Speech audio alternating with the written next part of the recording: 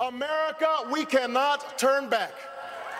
Not with so much work to be done, not with so many children to educate and so many veterans to care for, not with an economy to fix and cities to rebuild and farms to save, not with so many families to protect and so many lives to mend.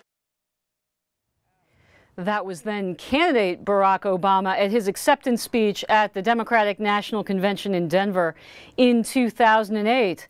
Well, Wonderland columnist Dan Henninger joins me now from Charlotte to talk about the president then and now and the promises that he's making. Dan, welcome. How you doing, Mary? Good to see you. Dan, do you expect the president to employ the same kind of rhetoric that he did back in 2008 to sort of double down on this kind of lofty rhetoric? Mary, I don't expect him to. I guarantee that he's going to do it because he's been doing it for weeks. I mean, we just heard that excerpt from his 2008 acceptance. Here was Barack Obama said a few weeks ago in Columbus, Ohio. Forgive me if I don't shout. Ohio, we've come too far to turn back now. We've got more students who dream to afford college. We've got more good teachers to hire. We've got more schools to rebuild. We've got more good jobs to create. We've got more homegrown energy to generate. We've got more doors of opportunity to open for everybody who is willing to walk through them, and that's why I'm asking for a second term for president. You know, Mary, as Yogi Berra might have said, I think this speech in Charlotte tomorrow night is going to be deja vu all over again. Okay, but Dan, what is the political calculation here? Does the president just truly believe that another 4 years of these policies is somehow going to produce a different result? Or is he somehow thinking that this is the kind of rhetoric that Americans need to hear to re-elect him? And in other words, that Americans to just kind of be fooled? Well, I'll tell you, Mary, I think it's the kind of rhetoric Barack Obama likes to hear. He likes to hear himself say it because he's been saying it over and over again. But as to the political calculation, I think there is a political calculation at the center of it, and believe it or not, it was contained in that 2008 acceptance speech, in which he also said this: if you don't have a record to run on, then paint your opponent as someone people should run from.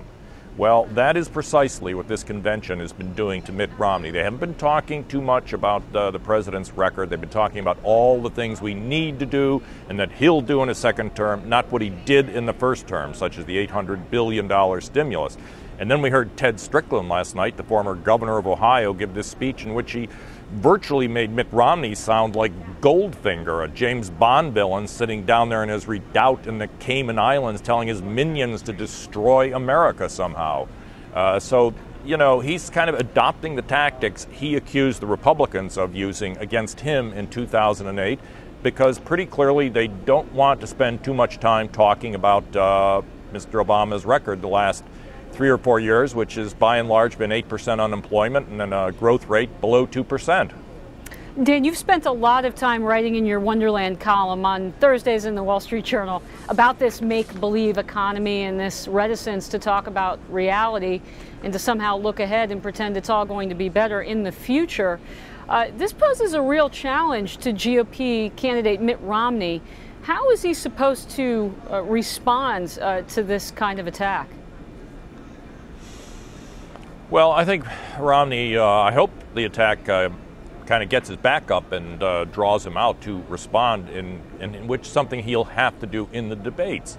And, you know, there is a criticism, a critique to be made of the Obama first term, and I think Mitt Romney should simply go through it point by point, including the failed stimulus, the cost of Obamacare, and so forth, and then come up with a point-by-point way of describing his own plans clearly. I mean, they're giving him an opening to do that by purporting that he has no plans. Well, clearly he does.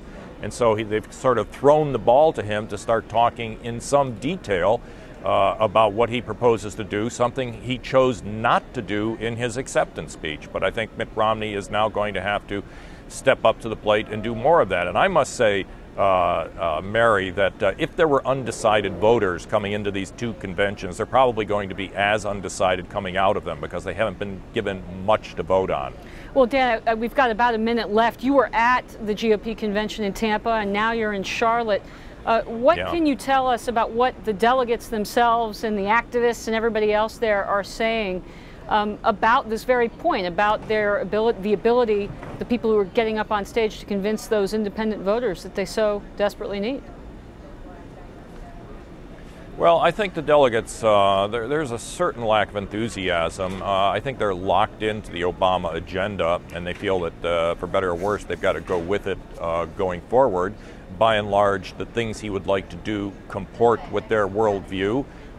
Most of what we heard last night was almost virtually entirely about what the government, the state, will do for people in trouble in the United States. And it's conveying, to me at least, more and more that the modern Democratic Party, the party of Barack Obama, is really pretty completely alienated from the private sector in this country. They don't even think about it. It's become an abstraction. And by and large, I think that's true of the kind of delegates that have come to the convention. They work for public employee unions, they work for nonprofits. Very few of them actually work in the private sector. So that, I think, is kind of the crucial way in which the country is being divided at the moment. A party of the public sector and a party that, by and large, represents the private sector. Okay, Wonderland columnist Dan Henninger joining us live from Charlotte. Dan, thank you so much for being with us.